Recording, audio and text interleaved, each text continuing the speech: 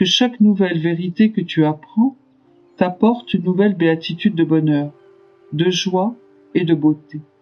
Ce sont des semences divines que reçoit l'âme. Si elle les révèle aux autres, elle leur communique à eux aussi ces semences, qui enrichissent quiconque les reçoit. Étant des semences divines, fleurissant en béatitude de joie, etc., ces vérités, connues sur la terre, seront, quand l'âme sera au paradis, des fils conducteurs de communication. La divinité laissera jaillir de son sein autant de béatitudes que de vérités connues. Oh, combien on sera inondé par elle, comme autant de mers immenses.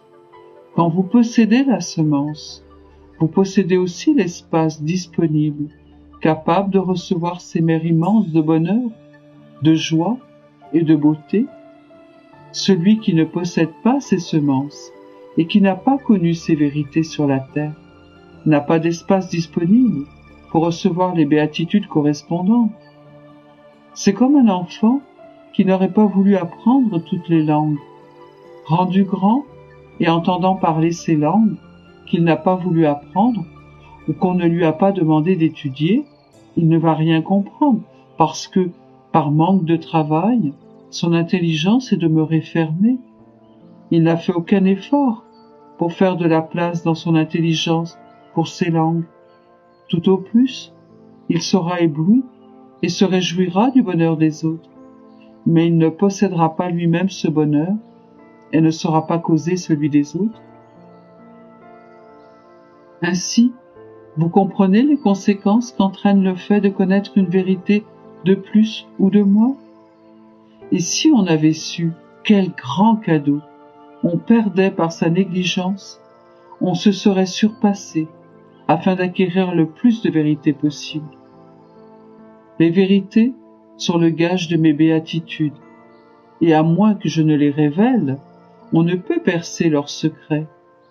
Les vérités reposent en ma divinité, attendant leur tour pour que j'en fasse de divins agents, pour faire connaître de combien d'autres béatitudes je dispose. Plus les vérités sont cachées longtemps en mon sein, plus leur fragrance et leur majesté pourront inonder les créatures et révéler ma gloire. Pensez-vous que le ciel est complètement inondé de mes cadeaux? Pas du tout.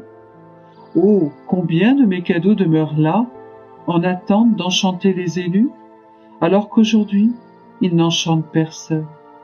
Chaque âme qui entre au ciel et qui en est venue à connaître une vérité de plus que les autres, une vérité qui était jusqu'à-là inconnue, apporte avec elle la semence pour mettre de l'avant de nouvelles félicités, de nouvelles joies et de nouvelles beautés. Ces âmes seront comme un dépôt auquel toutes les autres pourront puiser. Maintenant, ma fille, je veux te dire quelque chose qui va te consoler. La fin des temps ne viendra pas sans que je trouve des âmes disposées à révéler toutes mes vérités et à faire en sorte que la Jérusalem céleste résonne de ma gloire complète et qu'ainsi tous les bienheureux puissent prendre part à mes béatitudes. Il y a ceux qui sont la cause directe de nouvelles béatitudes, ayant connu mes vérités. Il y a aussi ceux qui sont des causes indirectes, ayant passé par les personnes qui ont connu les vérités.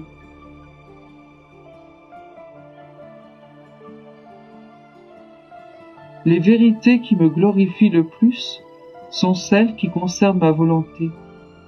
La toute première raison pour laquelle j'ai créé l'humanité était que la volonté de l'homme ne fasse qu'un avec celle de son Créateur. Mais, s'étant écarté de ma volonté, l'homme s'est rendu indigne de connaître la valeur et les effets de mes vérités.